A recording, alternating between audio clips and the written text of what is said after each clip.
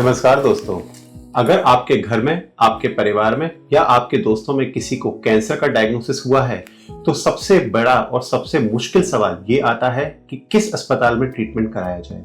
दोस्तों, इस समय कुछ बातें हैं जिनका आपको ध्यान रखना चाहिए जो आपको मदद करेंगी अपने लिए सही कैंसर अस्पताल चूज करने में। तो जो सबसे इंपॉर्टेंट बात है वो ये है कि कैंसर का जो ट्रीटमेंट होता है वो बहुत ही कॉम्प्लेक्स है और उसमें मल्टीपल डॉक्टर्स रिक्वायर्ड होते हैं, जिनमें से mainly medical oncologist, surgical oncologist, radiation oncologist and pain and palliative care की आवश्यकता होती है। तो आप जिस भी अस्पताल का चयन करें उसमें ध्यान रखें कि ये चारों स्पेशलिटी के डॉक्टर मौजूद हों, जिससे कि आपका एक कंबाइंड टीम बेस्ड डिसीजन बनाया जा सके, आपका ट्रीटमेंट प्रोटोकॉल बनाया जा सके और वो आपके मरीज को दिया जा सके। दूसरा चीज जो आपको ध्यान रखनी चाहिए वो है अफोर्डेबिलिटी एंड एक्सेसिबिलिटी।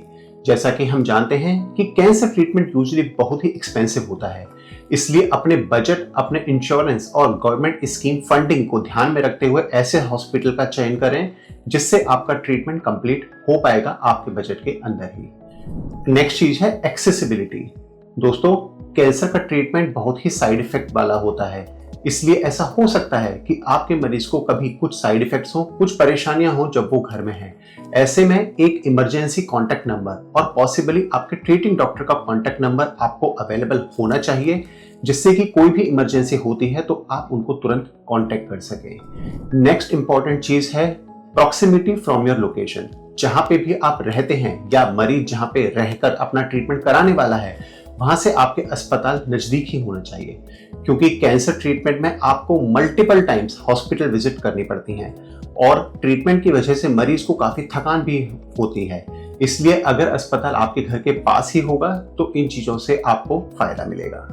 अगर आप इन चीजों का ध्यान रखेंगे तो आप अपने लिए सही कैंसर हॉस्पिटल का चयन कर पाएंगे।